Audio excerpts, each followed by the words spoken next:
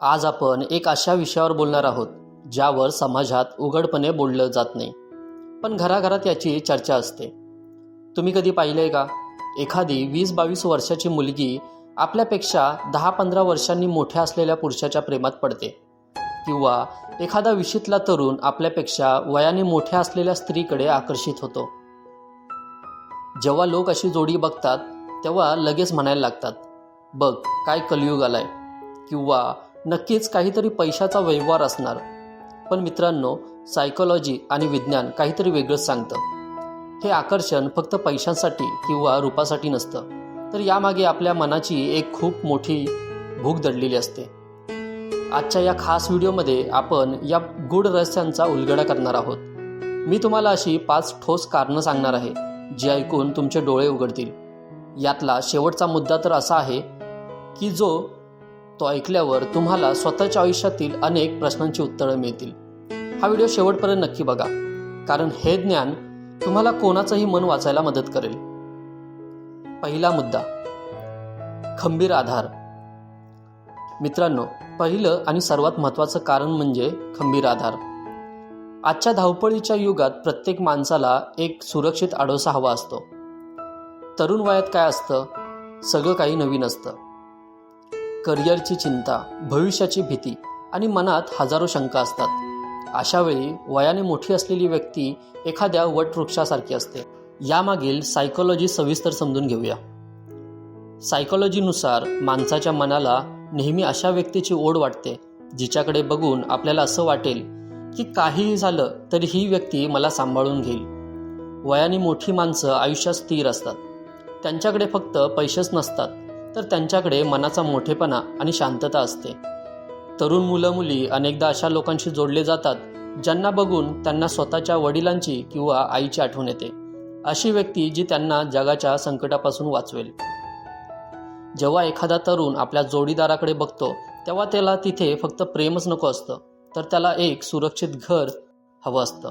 वयाने मोठी माणसं उगीच चिडचिड करत नाहीत किंवा छोट्या गोष्टीवरून रडगाणं गात नाहीत. त्यांच्या चेहऱ्यावर एक प्रकारचा धीर असतो. हाच धीर समोरच्या तरुण मनाला वेड लावतो. त्यांना असं वाटतं की या व्यक्तीसोबत माझं आयुष्य सुखात जाईल. हे आकर्षण शरीराचं नसतं, तर ते मनाच्या शांतीसाठी असतं.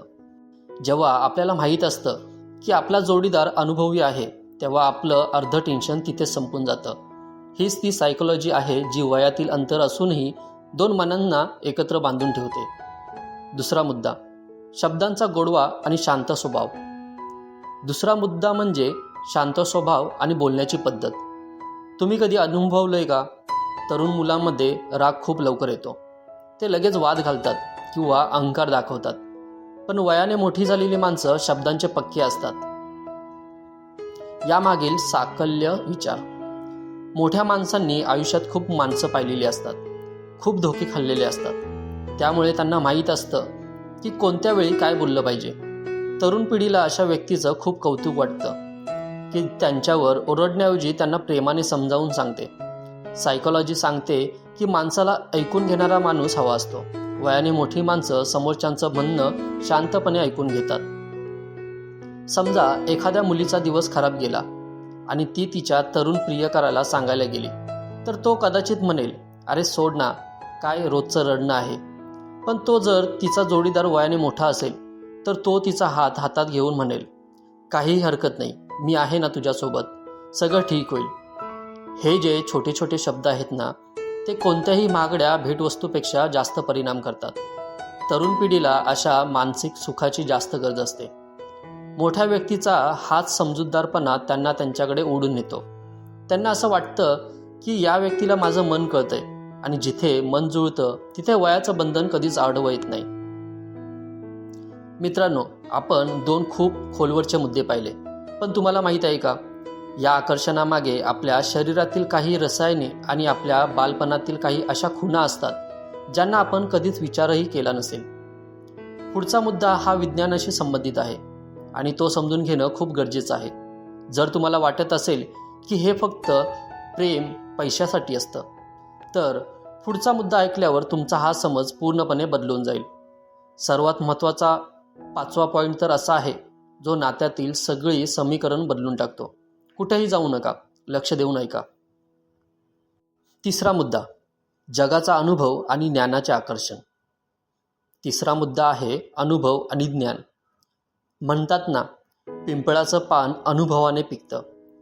वयाने मोठ्या व्यक्तीकडे गोष्टी बघण्याचा एक वेगळाच दृष्टिकोन असतो. यामागील सायकोलॉजी. माणसाला नेहमी अशा व्यक्तीबद्दल आकर्षण वाटतं जिच्याकडे आपल्यापेक्षा जास्त माहिती किंवा ज्ञान आहे. जेव्हा एखादी तरुण मुलगी किंवा मुलगा आपल्यापेक्षा मोठ्या व्यक्तीशी बोलतात तेव्हा त्यांना खूप काही नवीन शिकायला मिळतं. हे लोक फक्त प्रेमाच्या गप्पा मारत नाहीत, तर ते जगाच्या कामाच्या आणि जगण्याच्या गप्पा मारतात. सायकोलॉजीमध्ये याला बुद्धिमत्तेचं आकर्षण म्हणतात. ज्या व्यक्तीने जग पाहिलं आहे, जिला माहीत आहे की संकट कशी हाताळायची, अशी व्यक्ती समोरच्याला खूप पॉवरफुल वाटते. तरुण पिढीला अशा पॉवरची ओढ असते. त्यांना असं वाटतं की या व्यक्तीसोबत राहिलो तर मी सुद्धा आयुष्यात खूप काही करू शकेन. ही व्यक्ती माझ्यासाठी फक्त जोडीदार नाही, तर एक मार्गदर्शक सुद्धा आहे. अनुभवामुळे येणारा हा जो आत्मविश्वास आहे तो तरुण वयातील सौंदर्यालाही मागे टाकतो. जेव्हा समोरचा माणूस एखादा कठीण प्रश्नाचं उत्तर सहज देतो तेव्हा तरुण मनाला त्यांच्याबद्दल प्रचंड आदर वाटायला लागतो. आणि लक्षात ठेवा मित्रांनो, जिथे आदर असतो तिथेच खरं प्रेम फुलतं. चौथा मुद्दा थोडा वैयक्तिक आहे, पण तो विज्ञानाने सिद्ध झाला आहे. याला पालकांचा प्रभाव म्हणतात. सायकोलॉजी असं सांगते की आपल्या जोडीदाराची निवड करताना आपण नकळतपणे आपल्या आई किंवा वडिलांसारखे गुण त्या व्यक्तीत शोधत असतो. यामागील सखोल विश्लेषण. ज्या मुलींचं आपल्या वडिलांवर खूप जास्त प्रेम असतं किंवा ज्यांना लहानपणी वडिलांचं प्रेम पुरेसं मिळालं नसतं, त्या मुली अनेकदा आपल्यापेक्षा खूप मोठ्या वयाच्या जोडीदाराला शोधतात. त्यांना त्या व्यक्तीमध्ये आपल्या वडिलांचं प्रतिबिंब दिसतं. अशी व्यक्ती जी त्यांना लाड करेल, त्यांना जपेल आणि त्यांना सुरक्षित ठेवेल. मुलांच्या बाबतीतही असंच असतं. ज्यांना आईची माया हवी असते ते वयाने मोठ्या स्त्रीकडे आकर्षित होतात. आपल्या बालपणात ज्या काही उणिवा राहिलेल्या असतात त्या आपण आपल्या जोडीदाराकडून भरून काढण्याचा प्रयत्न करतो. जेव्हा एखादी मोठी व्यक्ती आपल्याला हक्काने टोकते किंवा आपली काळजी घेते तेव्हा आपल्या मनातील ती बालपणाची पोकळी भरून निघते. हे आकर्षण खूप खोल असतं आणि ते सहजासहजी सुटत नाही, कारण हे प्रेम नसून ते एक प्रकारचे मानसिक समाधान आहे. पाचवा सर्वात महत्त्वाचा मुद्दा, निस्वार्थ प्रेम आणि सन्मान. आता वळूया सर्वात महत्त्वाच्या पाचव्या मुद्द्याकडे, जो आहे निस्वार्थ सन्मान. वयाने मोठे झालेली माणसं खेळ खेळत नाहीत. त्यांना माहीत असतं की आयुष्य किती अनमोल आहे. सविस्तर सायकोलॉजी. तरुण वयातील प्रेम अनेकदा चंचल असतं. आज आहे उद्या नाही. पण वयाने मोठी व्यक्ती जेव्हा कोणाच्या प्रेमात पडते तेव्हा ती त्या नात्याला खूप गांभीर्याने घेते. त्यांना समोरच्या व्यक्तीच्या शरीरापेक्षा तिच्या मनाची जास्त काळजी असते. तरुण पिढीला नेमकं हेच हवं असतं. असा कोणीतरी जो त्यांना त्यांच्या चुकासह स्वीकारेल. वयाने मोठी माणसं समोरच्यावर बंधन घालत नाही, तर त्यांना मोकळा श्वास घेऊ देतात. जेव्हा तुम्हाला असं वाटतं की समोरची व्यक्ती तुम्हाला तुमचा सन्मान मिळवून देते तेव्हा वयाचं अंतर कधीच अडथळा ठरत नाही. ही माणसं समोरच्याला स्पेस देतात आणि त्यांच्या प्रगतीत कधीच आडवे येत नाहीत. हा जो मोकळेपणा आणि आदर आहे तोच या नात्याला जगातील सर्वात सुंदर नातं बनवतो.